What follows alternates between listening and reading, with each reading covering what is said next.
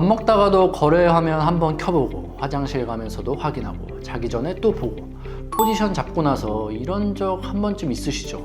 저 처음에 딱 그랬어요. 뭐 하다가도 틈만 나면 거래 화면 꺼내보고 업무 중에도 머릿속에는 온통 포지션 생각이고 그날 수익이 났으면 기분이 좋고 조금이라도 손실이 나면 하루 종일 찜찜하고 근데 어느 날 이런 생각이 들더라고요. 이거 내가 트레이딩을 하고 있는 건지 아니면 그냥 차트한테 감정 소모하고 있는 건지 오늘은 그 얘기를 해보려고 해요.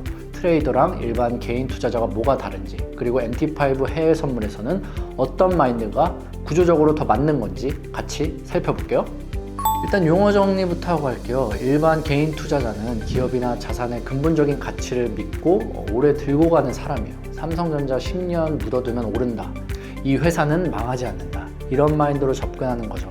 단기적인 가격 등락에 크게 신경을 쓰지 않아요. 오히려 떨어지면 더 싸게 살 기회라고 생각하는 게 일반 개인 투자자의 시각이에요. 시간이 무기인 거예요. 물론 스캘핑이나 데이 트레이딩처럼 짧게 치고 빠지는 걸 선호하는 분들도 있어요. 근데 현실적으로 대부분은 직장을 다니면서 투자를 병행하잖아요. 그러다 보니까 자연스럽게 며칠에서 몇 주 단위로 들고 가는 스윙이나 아예 길게 묻어두는 장기 투자 쪽으로 가게 되는 경우가 많죠. 저도 처음에 그런 식으로 접근을 했어요. 트레이더는 달라요. 자산의 가치보다는 가격의 방향에 집중해요.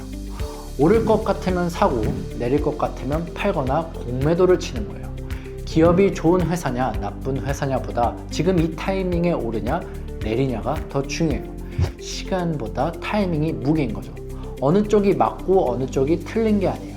주식 시장에서는 일반 개인 투자자 마인드가 유리할 때가 많아요. 좋은 기업을 싸게 사서 오래 들고 있으면 결국 보상받는 구조니까요. 근데 선물 시장은 구조 자체가 달라요. 같은 마인드로 접근을 했다가 낭패 보는 경우가 생각보다 많아요. 앞선 설명으로는 어떻게 보면 일반 개인 투자자가 유리한 거 아니야? 라고 하셨을 수도 있는데 그런데 일반 개인 투자자들이 자주 빠지는 함정 5가지가 있어요.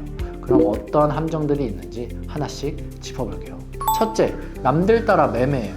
주변에서 이 종목 좋다더라, 요즘 이게 뭐 뜬다더라 하면 귀가 솔깃해지잖아요. 커뮤니티나 유튜브에서 다들 뭐 매수한다고 하면 나도 모르게 뭐 따라 들어가야 될 것 같고 근데 그 정보가 내 귀에 들어올 때쯤이면 이미 많이 올라 있는 경우가 대부분이에요.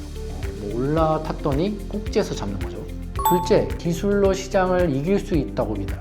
차트 공부를 열심히 하고 보조지표 공부하고 어느 선이 뭐 지지선이고 저항선인지 외우고 물론 공부 자체가 나쁜 건 아닌데요. 전업으로 수십억씩 굴리는 기관이나 외국 세력들이 쓰는 알고리즘이랑 뭐 개인 차트를 보면서 하는 매매가 같은 뭐 리그에 있다고 보기는 어렵거든요. 셋째, 단기 차익만 노려요. 몇백만 원 갖고 단타를 치면서 조금 벌고 빠지는 패턴인데요. 냉정하게 보면 내가 투자한 종목에 확신이 없는 거예요. 떨어지면 불안하고 조금 오르면 팔고 싶고 감정 소모는 많은데 수익은 생각보다 안 나는 패턴이에요. 넷째, 가격이 떨어지면 무조건 버텨요. 이게 사실 일반 개인 투자자 마인드에서 나온 건데 잘못 적용하면 독이 돼요. 좋은 기업 주식이라면 일시적으로 떨어졌을 때 버티는 게 맞을 수도 있어요. 근데 그게 선물로 넘어오면 얘기가 완전히 달라져요. 이건 뭐 뒤에서 더 자세하게 얘기할게요. 다섯째, 경제적 자유를 단기간에 이루려고 해요. 하루아침에 몇 배 수익 내는 사람들 얘기에 뭐 혹해서 무리하게 들어가는 건데요. 진짜 경제적 자유는 내가 자리를 비워도 시스템이 돌아가는 구조를 만드는 거지 매일 화면 앞에 뭐 붙어서 수익을 쫓는 게 아니에요. 저도 프리랜서로 살면서 수익이 불규칙하다 보니까 한 방에 해결하고 싶은 마음이 있었는데 그 마음이 오히려 판단을 흐리게 하더라고요. 이제 핵심이에요. 제가 MT5 해외 선물을 처음 접했을 때 주식이랑 가장 다르다고 느낀 게 2가지였어요. 하나는 레버리지고 다른 하나는 CFD 구조예요. CFD가 뭔지 잠깐 짚고 나가면요. CFD는 Contract for Difference, 차액 결제 거래라고 해요. 실제 자산을 직접 사는 게 아니라 가격 변동의 차액만 정산하는 구조예요. 그리고 MT5에서 거래하는 CFD 상품들은 주식 선물처럼 만기가 없어요. 내가 포지션을 닫기 전까지는 계속 열려 있어요. 여기서 심리적 함정이 생겨요. 만기가 없으니까 마음속으로 버티면 되겠지 싶은 거예요. 주식처럼 그냥 들고 있으면 언젠가 오르겠지 하고 기다리게 되는 거죠. 근데 선물은 레버리지 상품이에요. 내 돈보다 훨씬 큰 금액으로 움직이는 구조예요. 예를 들어 레버리지가 100배라면 100만 원으로 1억짜리 포지션을 잡는 거예요. 시장이 1%만 반대로 움직여도 내 원금 100만 원이 다 날아가는 구조예요. 그래서 방향이 틀렸는데 버티고 있으면 손실이 쌓이는 속도가 일반 주식이랑 달라요. 어느 순간 증거금이 부족해지면 강제로 청산이 되는데 이게 마진콜이에요. 내가 청산하고 싶을 때 청산하는 게 아니라 강제로 날아가는 거예요. 포지션을 잡았는데 연준에서 갑자기 금리 인상 발표가 나와서 2% 급락했어요. 일반 개인 투자자 마인드라면 이럴 수 있죠. 뭐 나스닥이 망하겠어? 기다리면 회복되겠지. 근데 레버리지 100배 포지션에서 2% 하락은 원금 전체가 날아가는 수준이에요. 회복을 기다릴 여유 자체가 없는 거예요. 그래서 선물에서는 방향이 틀렸을 때 빠르게 인정하고 손실을 한정 짓는 게 일반 개인 투자자처럼 기다리는 것보다 구조적으로 훨씬 중요해요. 제가 공부하면서 정리한 건데요. 크게 세 가지예요. 첫째, 방향성에 집중해요. 주식은 좋은 종목을 고르는 게 핵심이라면 선물은 방향을 고르는 게 핵심이에요.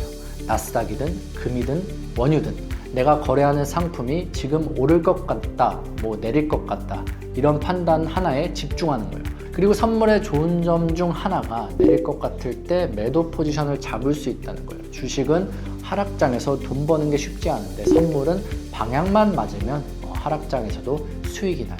시장이 어느 방향으로 움직이든 기회가 생기는 거죠.